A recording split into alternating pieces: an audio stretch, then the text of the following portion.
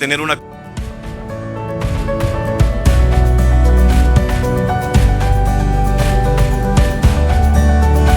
Muy bien, abra su Biblia en Romanos capítulo 3, versículo 10. El tema que estamos compartiendo, tercera parte, provocaciones naturales del pecado. Amén. Vamos a leerlo todos juntos, puestos de pie. Romanos capítulo 3, versículo 10. Dice así la palabra de Dios, como está escrito: no hay justo ni aun uno. Amén. Este hombre hizo algo pequeño, algo leve, un pequeño robo de $37 solamente. La policía y el sistema judicial lo calificaron de robo de segundo grado por el acto que él había cometido.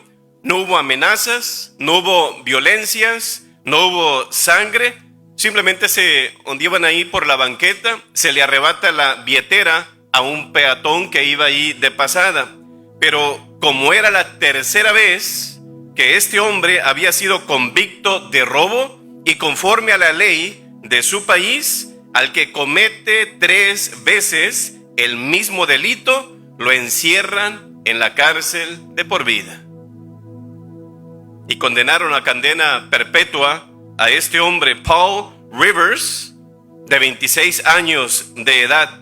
Y creo yo que viendo este caso, creo que en lo personal no nos corresponde a nosotros juzgar si una ley es justa o no, pero yo me hago la pregunta: ¿tendrá Dios asimismo límites en su trato con el hombre? ¿Usted se ha puesto a pensar en eso?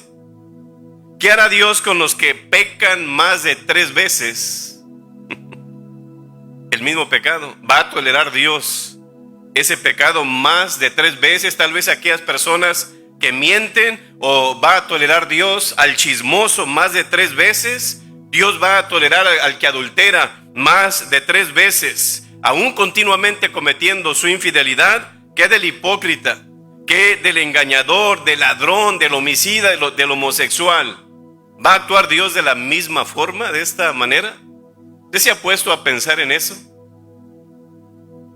Creo que he aprendido a través de los años, pero sobre todo a través de la palabra de Dios, que Dios es un Dios paciente en extremo, hermanos. ¿Lo cree usted o no? Mas Dios muestra su amor para con nosotros en que siendo, esa palabra aún, tiene que ver mucho del amor de Dios, hermanos. Dios es paciente en extremo, hermanos, pero quiere que todos los hombres procedan al arrepentimiento, como dice 2 de Pedro 3:9. Él siempre va a extender su gracia, Él siempre va a extender su amor, aunque el hombre no altere ni cambie su comportamiento. Dios va a seguir igual hacia nosotros hasta un tiempo. ¿No es así? Dice Romanos 5:20, pero la ley se introdujo para que el pecado abundase, mas cuando el pecado abundó, sobreabundó la gracia. Si es mayor su gracia que nuestro pecado, a lo que aprendemos de este versículo. Pero recuerda que llegará el día donde se va a agotar la paciencia de Dios. Así como en el Génesis capítulo 6, que dijo Dios: ya no aguanto más al hombre, ya me llenó o agotó mi paciencia, y Dios trajo al final el diluvio, hermanos. Pero yo creo que lo que he aprendido, que lo que agota la paciencia, o lo que provoca en sí de que se agote la paciencia de Dios, no tiene que ver con Dios en un sentido. Si no sabe qué, tiene que ver con el corazón del hombre, nuestro corazón. ¿Cómo está tu corazón? De ahí depende Dios. Dijo Salomón en Proverbios 29:1, el hombre que reprendido endurece la cerviz. O sea, es de terco y terco y terco. Recuerde a Faraón. Las plagas que Dios trajo simplemente revelaron el corazón de Faraón. Y al final Dios aplica su castigo a ese hombre porque se endurece. El hombre que reprendido endurece la cerviz, o sea, de terco y aferrado, de repente será quebrantado y no habrá para él medicina. Si Dios, hermanos, lo reprende pensando en lo personal, como personas o como cristianos, no haga duro su corazón. Es peor. Amén. Porque Dios es muy paciente, pero también es peligroso poner a prueba la paciencia de Dios. Así que la única vía segura, hermanos, es arrepentirnos y aparte pedirle perdón a nuestro Dios por nuestros pecados. ¿Te recuerda la mujer adúltera que fue lo que le dijo Jesús? Ni yo te condeno, vete y no peques más. Dios nos va a perdonar, claro que sí, pero ¿qué es lo que Él desea? No sigas pecando, no sigas cometiendo ese mismo pecado. ¿Qué provoca en nosotros el pecado, hermanos? Primero, de lo que hemos aprendido, ocultarlo. En segundo lugar, justificarlo. Y de lo que estaremos aprendiendo hoy es culpar a otros. Levante su mano si usted ha culpado a alguien más de sus propias faltas. Levante su mano.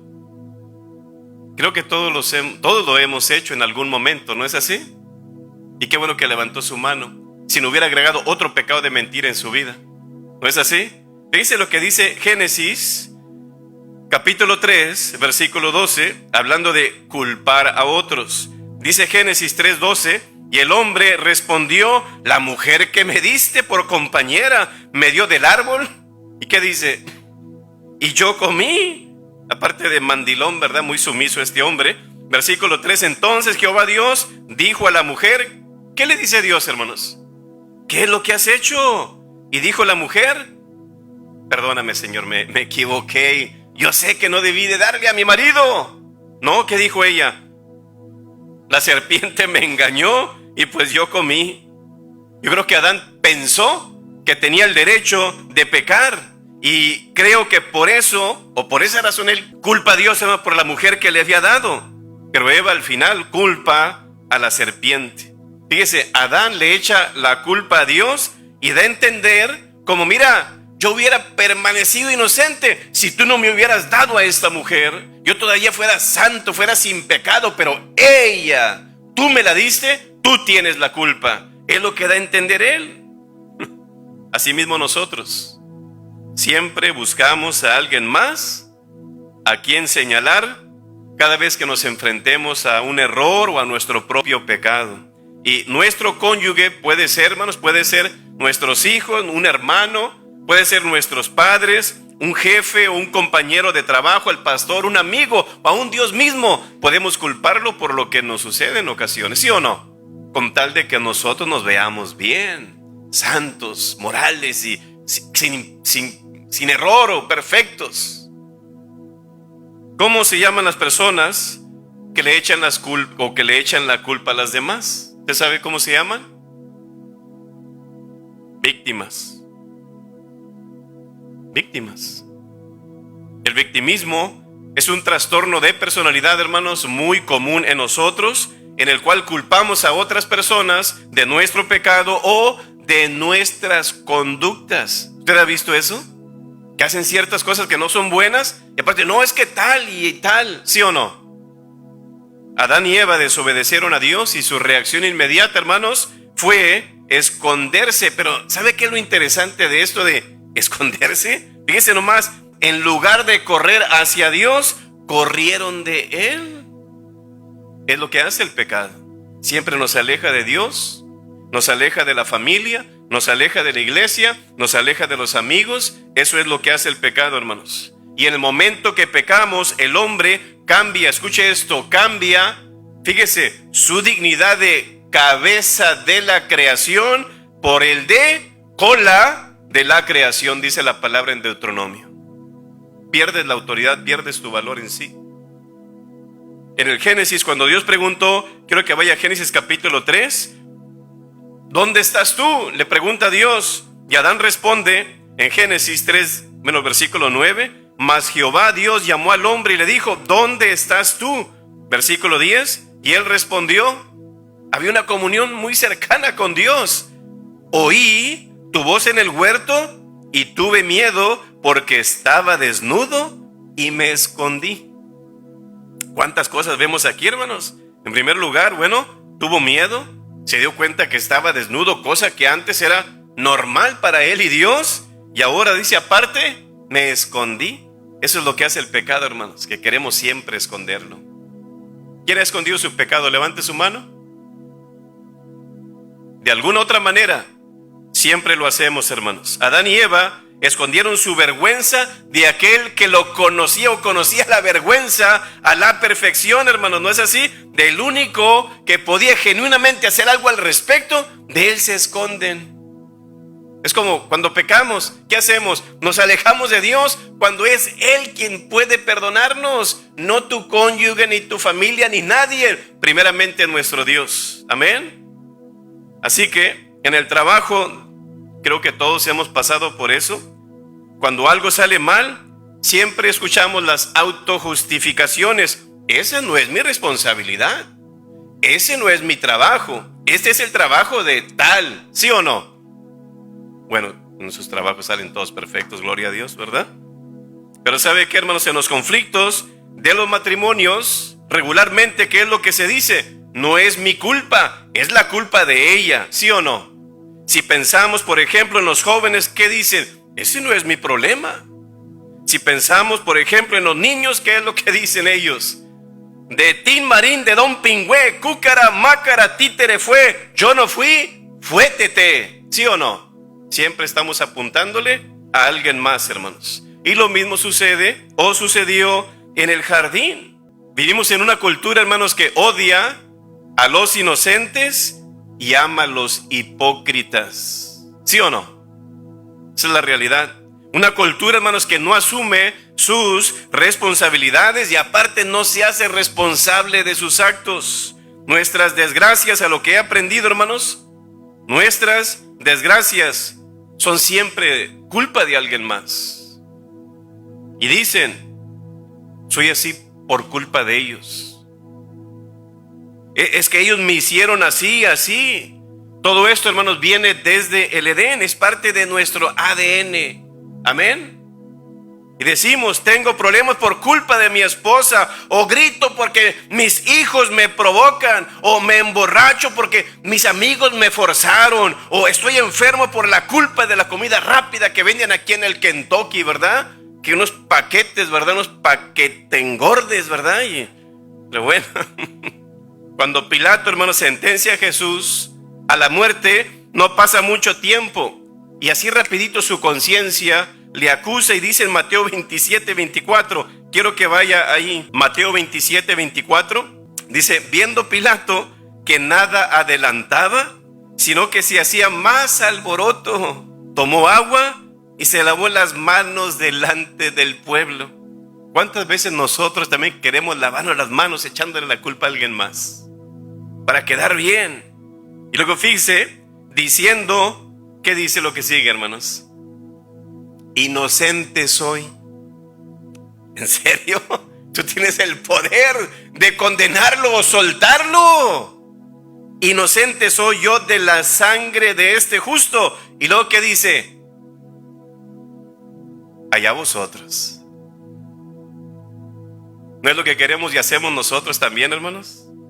Pensó que con echarle la culpa a ellos, él pensó, así evito incomodar a mi esposa porque ella me dijo, no tengas nada que ver con ese justo. Pero aparte también para que el pueblo pensara, ay, Pilato, él es inocente. Son estos los que realmente crucificaron a Jesús. Pero ¿cuántas veces hemos escuchado? Yo no fui. A ver, díganlo, hermanos, yo no fui. Fue él. Es culpa del diablo. ¿Has escuchado esa frase o no? El diablo me hizo pecar. Y el diablo está como, ¿what? Creo que en parte, o muchas veces, el diablo no tiene la culpa, hermanos. Y quiero que escuche esto. No somos víctimas, sino culpables. No somos inocentes, sino ofensores. Esa es la realidad. Somos responsables ante Dios de nuestros actos. Fíjese lo que dice Romanos 2:6. El cual pagará a cada uno conforme a sus obras. No nos vamos a escapar. Dios es justo. Él no hace las cosas imparcial en un sentido, es que soy favorito, este me cae muy bien, este sí, pero este no. Dios no es así, hermanos. Una ocasión una madre inocente, una mujer muy tierna, así como su mamá, no le hacía ningún mal a nadie, una mujer excelente. Ella sale al banco a retirar una suma de dinero de un ATM que estaba ahí afuera del banco, y ella saca su dinero, cruza la calle. Donde ella va cruzando la calle, se topa con un asaltante que intenta robarle su bolsa, pero empiezan a forcejear el uno y el otro ahí. Al final, el ladrón saca un arma, y ¿qué es lo que hace? Le dispara a esta pobre madrecita. Varios balazos le dio, y ahí quedó la mujer muerta. En cuestión de minutos, el hombre corre, en unas cuantas cuadras fue detenido y atrapado, y fue llevado a juicio este hombre. Estando ahí en el juicio, él le clama: por favor, señor juez, le pido que me perdone. Y él trata de poner un montón de excusas diciendo: tengo 5 hijos que alimentar, no soy una mala persona, es más, es la primera vez que yo hago esto. Y aparte de eso también, recién he sido despedido de mi trabajo, y eso me forzó o me hizo hacerlo. El juez es entonces conmovido, y al final, ¿qué cree, hermanos? Lo deja en libertad. A final de cuentas, la pregunta es: ¿fue justo el juez o no fue justo el juez? Hágase la pregunta: ¿fue justo el juez o no fue justo? Si hubiera sido para mí, claro, pastor.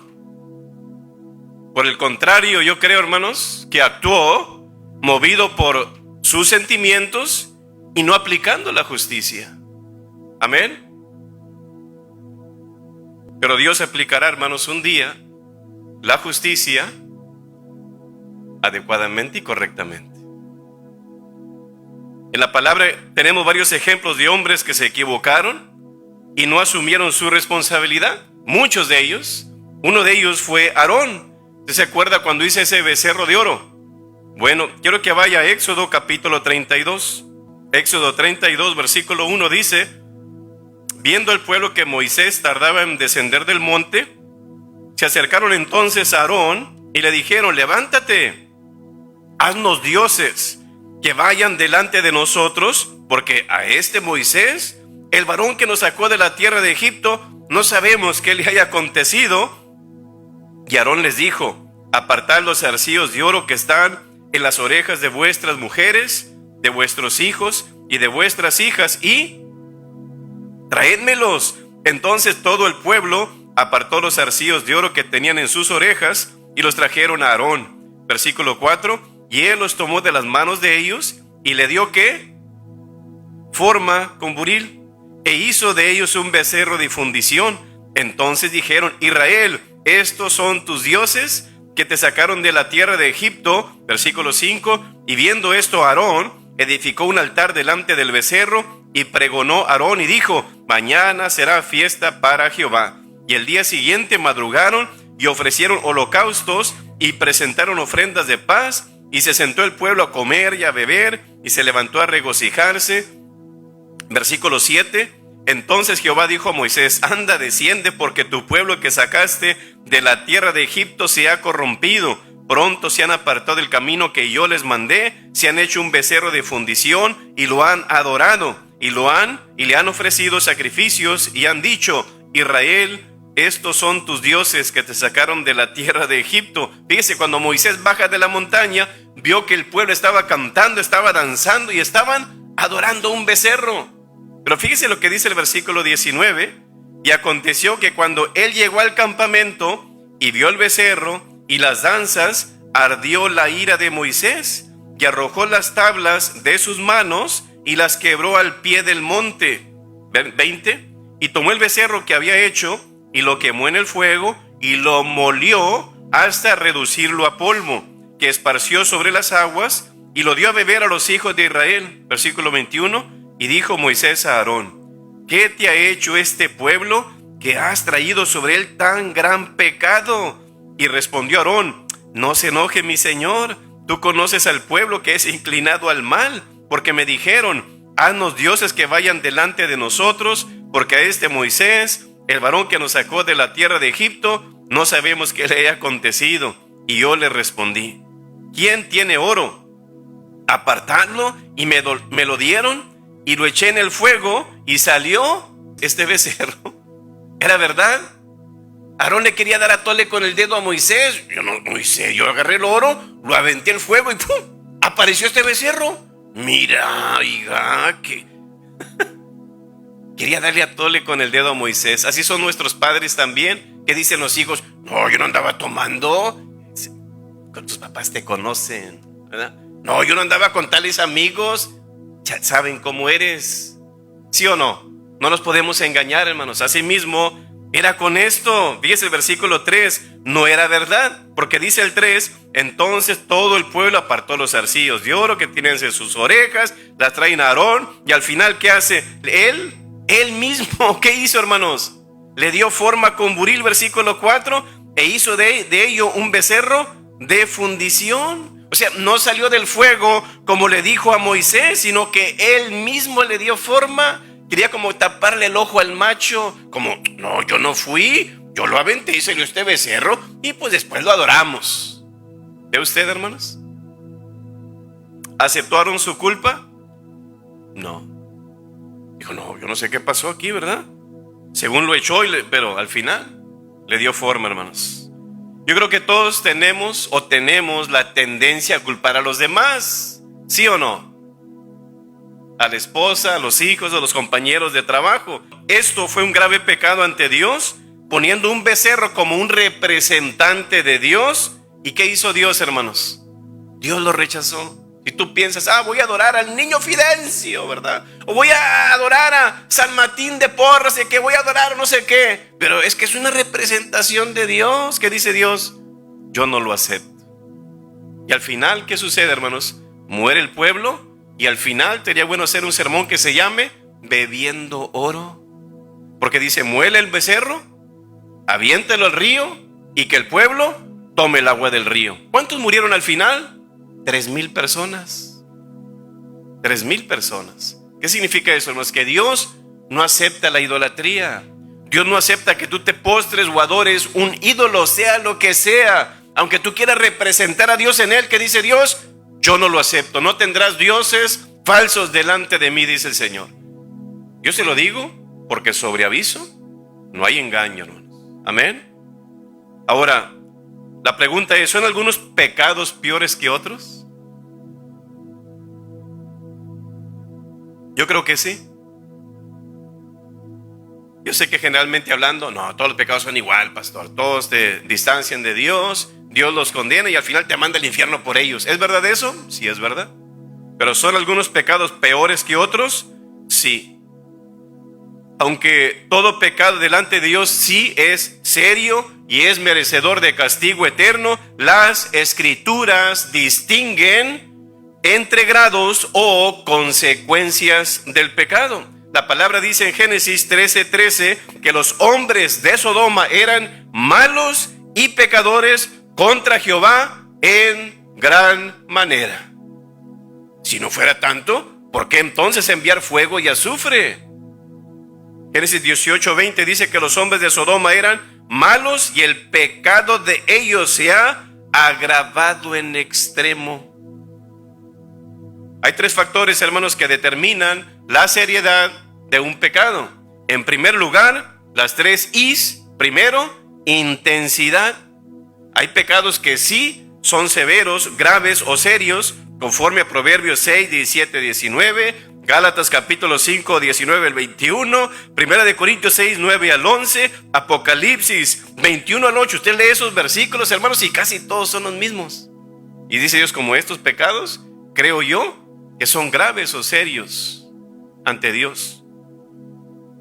Pecados como la arrogancia, el asesinato, el adulterio, la blasfemia, la idolatría, la incredulidad, orgías, la mentira, hechicería, rebeldía, etcétera, hermanos, son pecados que tendrán mayor castigo y que van, como dice Lucas 12:47, esos van a recibir muchos azotes.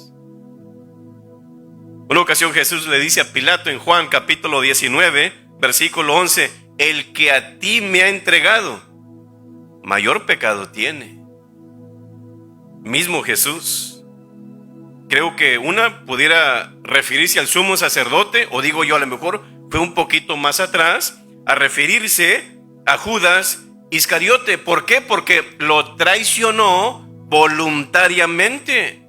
Dios le mostró un secreto también, hermanos, al profeta Ezequiel 8:6, y dice, me dijo entonces, o sea, Dios hablando con Ezequiel, hijo de hombre, ¿no ves lo que estos hacen?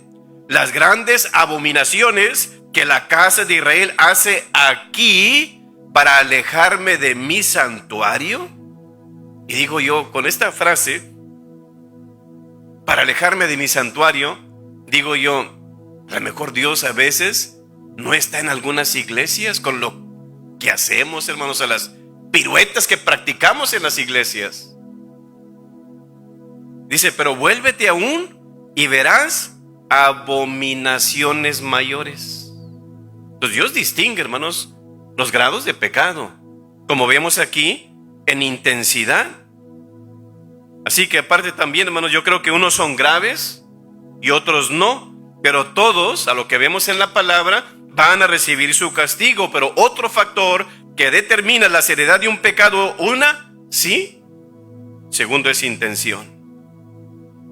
Algunos pecados sabemos que se cometen por ignorancia o por no conocer los mandamientos de Dios, conforme a Hechos capítulo 17, versículo 30. Pero Dios, hermanos, al final no justifica estos pecados, aunque no son graves. Son inocentes, yo no sabía. Como quiera, al final Dios sí los castiga en sí. Pero si pecas intencionalmente o voluntariamente o a propósito, como no pasa nada, bueno, dice la palabra en Jeremías 16:12 que esa persona tiene un corazón malvado. Y el escritor de Hebreos, en Hebreos 10, 26 y 27, que son versículos que fueron escritos para adversarios o personas que van en contra de Dios, aquellos que no son hijos de Dios, dice el 26, pero si pecaremos voluntariamente, después de haber recibido el conocimiento de la verdad, porque hay personas que conocen de Dios, saben del evangelio y saben que a través de eso pueden ser perdonados y tener la vida eterna, pero ¿qué digo? No, lo rechazo. O sea, rechaza a Cristo Jesús. Dice lo que dice el texto, ya no queda más sacrificio por los pecados. ¿Sabe cómo llama eso la Biblia?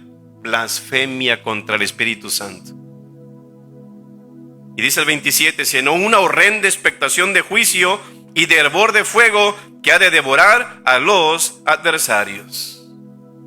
Otro factor que determina la seriedad de un pecado es, la Biblia, hermanos, hace una clara diferencia entre pecar una sola vez y cometer el mismo pecado con frecuencia o repetidamente. Primero de Juan capítulo 3, versículo 4 al 8, que estamos haciendo la voluntad del diablo si lo hacemos repetidamente y voluntariamente y teniendo conciencia de Dios. Y si lo haces como un estilo de vida, dice la palabra ahí mismo, Primera de Juan 3, 8, que eres un hijo del diablo. Imagínense. Así que lo que determina la seriedad de un pecado, una es la intensidad, segundo, la intención y tercero, la insistencia. Todos sabemos, hermanos, que todo pecado es malo, grande o pequeño, va a ser castigado, pero las consecuencias son diferentes. Por eso en el infierno, hermanos, habrá grados de castigo. Y para afirmar esto, en el Antiguo Testamento había, escuche esto, diferentes sacrificios para diferentes tipos de pecado. Había sacrificios de buey, de toro, de carnero, de macho cabrío, de tórtola, de palomino, de harina y de granos. Si todos los pecados fueran iguales, entonces ¿por qué diferentes sacrificios? Pero no era así, hermanos, había intensidad. Dios no daría el mismo castigo por asesinar y tirar basura. Dios es justo, hermanos. Jesús en una ocasión en Marcos capítulo 12, versículo 40, le dice a la gente, tengan cuidado de los escribas, y les explica y les dice, porque ellos recibirán mayor condenación. ¿Ve usted los grados de juicio o de castigo en el infierno? En Mateo capítulo 7, versículo 3 al 5, Jesús nos recordó, hermanos, que no seamos hipócritas y aparte de eso, que no culpemos a los demás o veamos primero el error de los demás, sino que miremos primero nuestras propias faltas. Amén. Él dijo en versículo 3, en Mateo 7:3, ¿y por qué miras la paja, una basurita, la paja que está en el ojo de tu hermano? Y dice, y no echas de ver la viga que está en tu propio ojo. Una viga, hermano, no es un 2x4, no es un 2x6. Una viga es un barrote grande y enorme que va a sostener a los pequeñitos. No entender como, ¿estás viendo la pajita de aquel cuando tú tienes una viga en tu ojo? Es como decir, aquel tiene un granito de arena y tú tienes un terremoto en tu ojo.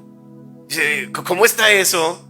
No, dice, mírate el tuyo primero, para que puedas ver bien el del otro. Quítatelo tú primero, ¿sí o no? Como diciendo, admite tus propias faltas, no mires las faltas de los demás. Como dice ese dicho mexicano, cuando le apuntas el dedo a uno, bueno, dice que siempre que, 1, 3, aquí son 1, 2, 3, me están apuntando a mí. A lo mejor hasta 4, ¿verdad? Todo depende de cómo esté el juanete. Así que, hermanos, son 3 cosas hablando de esto: intensidad, intención e insistencia. Todo eso depende de mí. Pero ¿sabe qué es lo que he aprendido de nuestro Dios, hermanos? Que Dios, dice la palabra que Él es amplio en perdonar. Dice la palabra de nuestro Dios, hermanos, que Él ha perdonado nuestros pecados si es que le hemos pedido perdón. Y aparte Él de habernos perdonado, nos ha justificado, que somos limpios de pecado. ¿No es así? Que a través del sacrificio de nuestro Señor Jesús hemos sido redimidos, hermanos. Pero vamos a seguir pecando. ¿Qué es lo que tenemos que hacer? Por eso se escribe muchos versículos como 1 de Juan 1:9, que si confesamos nuestros pecados, Él es fiel y justo, perdonarnos y limpiarnos de toda maldad, hermanos. Tenemos una parte en esto. Pero ¿qué es lo que quiere nuestro Dios? Como le dijo a aquella mujer, vete y no peques más. Termino con esto, hermanos. Una ocasión había un jovencito que esa familia vivía en el campo. ¿Quién fue a los baños esos que teníamos allá afuera de palo? Levante su mano. Creo que los más viejitos conocemos de esto, ¿no? Pero tenían baños de palo afuera cuando ellos tenían que hacer sus necesidades. Pero ese jovencito odiaba esos baños. No los podía ver. No solo por el mal olor, ¿sí o no?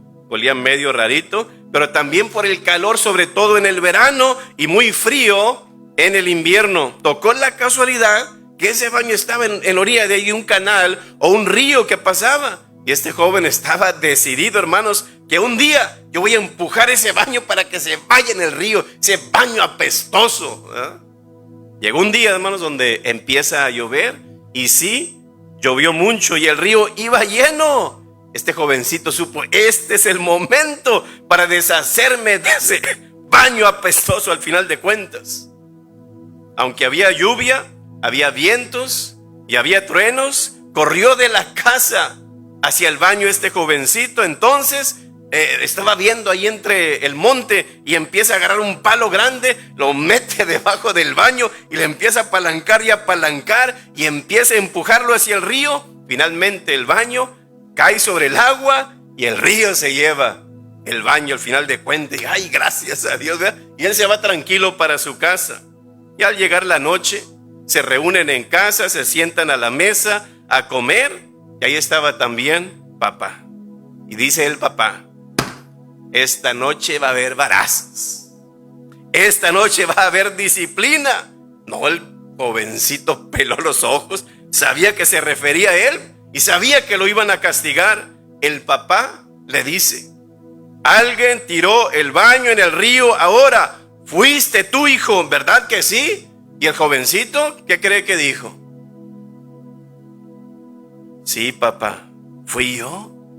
Pensó él por un momento, me van a castigar. Y dice, papá, se pone bien, como dicen, bien al tiro, bien al alba. Papá, yo leí ahora precisamente en un libro que George Washington cortó el árbol de cerezo y no se metió en un problema porque él le dijo la verdad a su papá. Y el papá le dice, mira, hijo, tienes toda la razón, pero el papá de George Washington no estaba arriba en el árbol de cerezo cuando su hijo lo cortó, y yo sí estaba dentro del baño.